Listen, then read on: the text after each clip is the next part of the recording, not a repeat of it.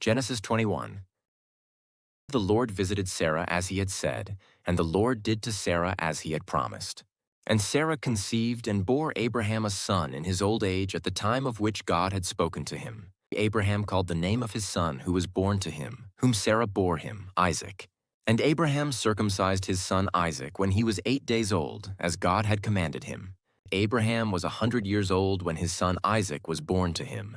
And Sarah said, God has made laughter for me. Everyone who hears will laugh over me. And she said, Who would have said to Abraham that Sarah would nurse children? Yet I have borne him a son in his old age. And the child grew and was weaned. And Abraham made a great feast on the day that Isaac was weaned. But Sarah saw the son of Hagar the Egyptian, whom she had borne to Abraham, laughing. So she said to Abraham, Cast out this slave woman with her son, for the son of this slave woman shall not be heir with my son Isaac. And the thing was very displeasing to Abraham on account of his son. But God said to Abraham, Be not displeased because of the boy and because of your slave woman. Whatever Sarah says to you, do as she tells you, for through Isaac shall your offspring be named. And I will make a nation of the son of the slave woman also, because he is your offspring. So Abraham rose early in the morning and took bread and a skin of water and gave it to Hagar, putting it on her shoulder along with the child, and sent her away. And she departed and wandered in the wilderness of Beersheba. When the water in the skin was gone, she put the child under one of the bushes. Then she went and sat down opposite him a good way off, about the distance of a bowshot, for she said, Let me not look on the death of the child. And as she sat opposite him, she lifted up her voice and wept. And God heard the voice of the boy, and the angel of God called to Hagar from heaven and said to her, What troubles you, Hagar? Fear not, for God has heard the voice of the boy where he is. Up, lift up the boy and hold him fast with your hand, for I will make him into a great nation. And then God opened her eyes, and she saw a well of water. And she went and filled the skin with water and gave the boy a drink. And God was with the boy, and he grew up. He lived in the wilderness and became an expert with the bow. He lived in the wilderness of Paran, and his mother took a wife for him from the land of Egypt. At that time, Abimelech and Phicol, the commander of his army, said to Abraham, God is with you in all that you do. Now therefore swear to me here by God that you will not deal falsely with me or with my descendants or with my posterity, but as I have dealt kindly with you, so you will deal with me and with the land where you have sojourned. And Abraham said, I will swear. When Abraham reproved Abimelech about a well of water that Abimelech's servants had seized, Abimelech said, I do not know who has done this thing you did not tell me, and I have not heard of it until today. So Abraham took sheep and oxen and gave them to Abimelech, and the two men made a covenant. Abraham set 7 ewe lambs of the flock apart. And Abimelech said to Abraham, What is the meaning of these 7 ewe lambs that you have set apart? He said, These 7 ewe lambs you will take from my hand, that this may be a witness for me that I dug this well. Therefore that place was called Beersheba, because there both of them swore an oath. So they made a covenant at Beersheba. Then Abimelech and Phicol, the commander of his army, rose up and returned to the land of the Philistines. Abraham planted a tamarisk tree in Beersheba and called there on the name of the Lord, the everlasting God. And Abraham sojourned many days in the land of the Philistines. Genesis 22. After these things God tested Abraham and said to him, Abraham. And he said, Here I am.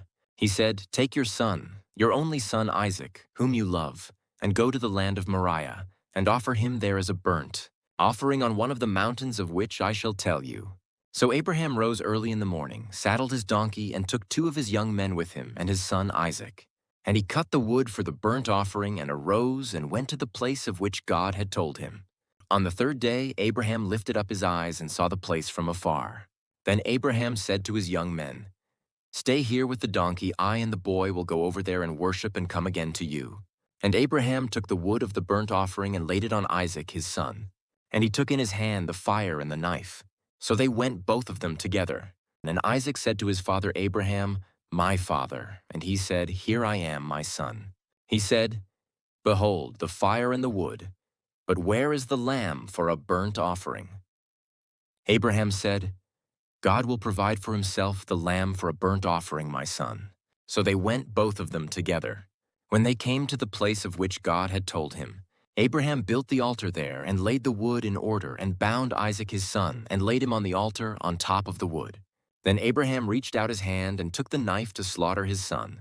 But the angel of the Lord called to him from heaven and said, Abraham, Abraham. And he said, Here I am. He said, Do not lay your hand on the boy or do anything to him, for now I know that you fear God, seeing you have not withheld your son, your only son, from me. And Abraham lifted up his eyes and looked, and behold, behind him was a ram caught in a thicket by his horns. And Abraham went and took the ram and offered it up as a burnt offering instead of his son. So Abraham called the name of that place, The Lord will provide, as it is said to this day, On the mount of the Lord it shall be provided.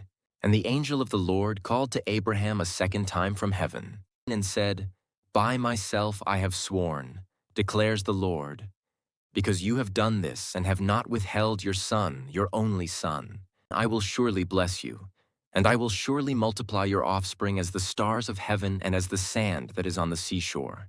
And your offspring shall possess the gate of his enemies. And in your offspring shall all the nations of the earth be blessed, because you have obeyed my voice. So Abraham returned to his young men, and they arose and went together to Beersheba. And Abraham lived at Beersheba. Now after these things it was told to Abraham, Behold, Milcah also has borne children to your brother Nahor. Uz his firstborn, Buz his brother, Kemuel, the father of Aram, Chesed, Hazo, Pildash, Jidlaph, and Bethuel. Bethuel fathered Rebekah. These 8 Milcah bore to Nahor, Abraham's brother. Moreover, his concubine, whose name was Rumah, bore Tebah, Gaham, Tahash, and Maacah. Genesis 23. Sarah lived 127 years. These were the years of the life of Sarah. And Sarah died at Kiriath Arba, that is, Hebron, in the land of Canaan. And Abraham went in to mourn for Sarah and to weep for her. And Abraham rose up from before his dead and said to the Hittites, I am a sojourner and foreigner among you. Give me property among you for a burying place, that I may bury my dead out of my sight. The Hittites answered Abraham, Hear us, my lord, you are a prince of God among us. Bury your dead in the choicest of our tombs. None of us will withhold from you his tomb to hinder you from burying your dead. Abraham rose and bowed to the Hittites, the people of the land. And he said to them, If you are willing that I should bury my dead out of my sight, hear me and entreat for me Ephron, the son of Zohar, that he may give me the cave of Machpelah, which he owns. It is at the end of his field.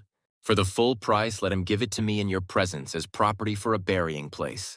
Now Ephron was sitting among the Hittites, and Ephron the Hittite answered Abraham in the hearing of the Hittites, Of all who went in at the gate of his city, No, my lord, hear me. I give you the field, and I give you the cave that is in it. In the sight of the sons of my people I give it to you. Bury your dead. Then Abraham bowed down before the people of the land.